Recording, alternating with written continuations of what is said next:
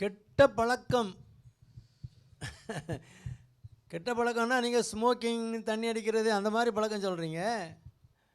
அது இல்லாமல் அவருக்கு வந்து சைலண்ட்டாக பிபி இருந்திருக்கலாம், அன்கண்ட்ரோல்டு ஹைப்பர் டென்ஷன் இருந்திருக்கலாம், அன்கண்ட்ரோல்டாக பிபி இருந்திருக்கலாம், அல்லது சுகர் கண்ட்ரோல் இல்லாமல் இருந்திருக்கலாம், அல்லது கொலஸ்ட்ரால் இருந்திருக்கலாம். ப்ரெஷர் வந்து ஒரு 20 பாயிண்ட் 10 பாயிண்ட் கூட இருந்துக்கிட்டே இருந்தாலே போதும், அதே ஹார்ட் அட்டாக் வந்துடும். இன்றைக்கெலாம் ஒரு நண்பர் வந்து செக்கப் பண்ணிட்டு போனாங்க. அவங்க ஒர்க் பண்ணும்போது அவங்களுக்கு ஹார்ட்டில் ப்ராப்ளம் வந்து பைபாஸ் பண்ணிடுது, ஸ்டென்ட் வச்சுருக்காங்க ஒரு 5-6 வருஷத்துக்கு முன்னால். அப்போ உள்ள ரெக்கார்ட்ஸை எடுத்து பார்த்தா ஒரு 10-15 பாயிண்ட்டு பிபி மட்டும்தான் கூட இருந்திருக்கு, வேறு ஒன்றுமே பேராமீட்டர்ஸ் இல்லை, அதே போதும். அதனால் நமக்கு வயசை ஞாபகம் வச்சுருக்க மாதிரி சில ரீடிங்ஸ் ஞாபகம் வைக்கணும். இப்போ பிபி அப்படின்னா 130/80, இது ஒரு இது அதுக்கு கீழே இருக்கணும், டார்கெட்டு இருக்கிற மாதிரி பார்த்துக்கணும்.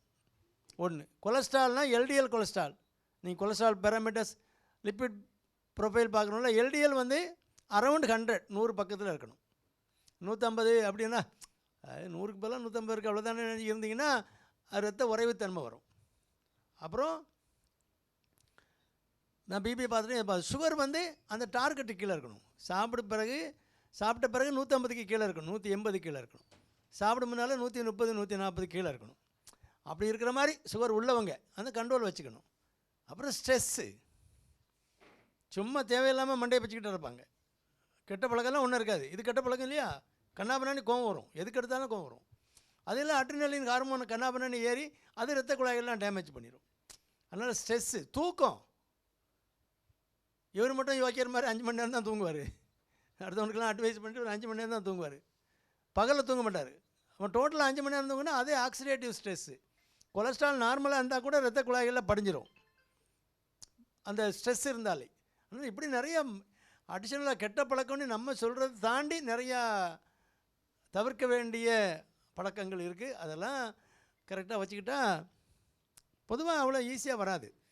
ஒரு 70 வயசு 80 வயசுக்கு மேலே, 80க்கு மேலே ஹார்ட் அட்டாக் வரட்டுமே, பெரிய ஹார்ட் அட்டாக் வந்தால் சந்தோஷம், போயிடும் நானே.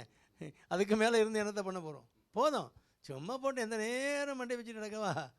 80 நம்ம அப்பா அம்மா இருந்த வயசு, அந்த வயசு வந்துட்டா அதுக்கு மேலே போனஸு. அதுக்கு மேலே 70 80ங்கிறது இப்போது நம்ம அச்சீவபிள், நம்ம வந்து அதை அடைஞ்சிடலாம் கொஞ்சம் ஒழுங்காக இருந்தால்.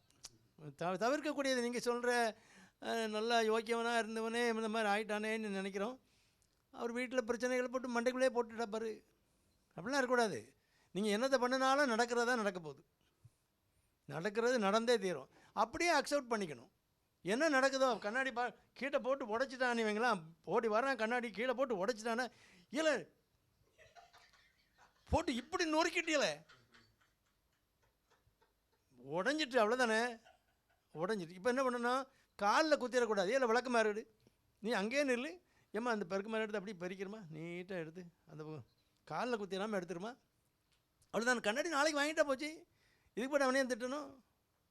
ஒன்றும் பாபத்து இல்லாமல் உடஞ்சிட்டல, உடைக்கும் போது நல்லா.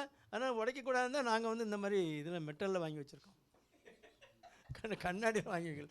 அந்த மாதிரி எதுனாலும் நடக்கிறது நடந்தான் தீரும். அப்படியே அக்செப்ட் பண்ணிக்க பழகிக்கணும். பழக்கம் வராது, முதல்ல கோவம் தான் வரும். கோவம் வரும், அரைஞ்சிருவோம். நீங்கள் அரைஞ்ச உடனே மாறிட போதா? சிச்சுவேஷன் இன்னும் தான் மோசமாக போகுது. எதுக்கு கோவப்பட்டு என்ன ஒருத்தனை திட்டுனா அவன் சும்மா நாய் குலைக்குது அப்படின்னு அவன் பாட்டில் ஊதிட்டு போயிட்டே இருப்பான். நமக்கு ஹார்ட் ரேட்டு கூடிச்சுன்னா அன்றைக்கு முழுசாக 24 மணி நேரம் அவங்க செட்டில் ஆகுறதுக்கு இவ்வளோ பிரச்சனை இருக்குது. ஒரு தடவை கோவப்பட்டாலே நம்ம எத்தனை தடவை கோவப்படுறோம்? எதுக்கு நமக்கு அது கோவப்படுறது பெரிய கெட்ட பழக்கம் இல்லையா?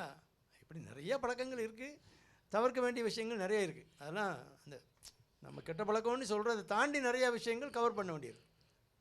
அதனால் வயசுங்கிறது ஒரு ரிஸ்க் ஃபேக்ட்ரு, ஆணாக பிறந்தது ஒரு ரிஸ்க் ஃபேக்ட்ரு. இதெல்லாம் ஹார்ட்டுக்கு. ஃபிசிக்கல் இன்ஆக்டிவிட்டி, சும்மா தின்னுட்டு அங்கே உட்காந்து டிவி பார்த்து உட்காந்துருக்கேன்னு, அது சிகரெட்டு குடிக்கிறத விட மோசமான ஒரு ஒரு பழக்கம். ரத்த குழாய்களுக்கு அதை விட டேஞ்சரு. சிகரெட்டு குடிச்சிட்டா கூட பரவாயில்ல, சிகரெட்டு குடிச்சிட்டு நடந்துட்டு வந்துட்டான்னா தொந்தரவு இல்லை. இவன் சிகரெட் ஒன்றும் கெட்ட பழக்கமே கிடையாது, ஆனால் அந்த மூத்தவன் அங்கேயே தான் உட்காந்துருப்பான், தின்னுட்டு அங்கேயே தான் உட்காந்துருப்பான், நடக்க மாட்டான். வாக்கிங் ஃபிசிக்கல் ஆக்டிவிட்டி கொடுத்து ஹார்ட்டுக்கு லோடு கொடுக்கணும். பழக்கம் இல்லைன்னா ஹார்ட் என்ன பண்ணும், ஒரு ஸ்ட்ரெஸ் வரும்போது அவ்வளோதான், பொசுக்குன்னு போக வேண்டியதான். அதனால் இந்த மாதிரி கெட்ட பழக்கங்கள்லாம் நிறைய நம்மகிட்ட வச்சுருக்கோம். அதையெல்லாம் பார்த்து கொஞ்சம் கொஞ்சம் கரெக்ட் பண்ணணும். தெரியாத ஃபேக்டர்ஸ் இருக்குது, அதுதான் ஹைப்பர் டென்ஷனு, கொலஸ்ட்ராலு, அதெல்லாம் பார்த்து சரி பண்ணிட்டா பிரச்சனை டபார்னு வராது. ஸ்மோக்கிங் அவாய்டபுள், அது வந்து கண்டிப்பாக அவாய்ட் பண்ணி ஆகணும்.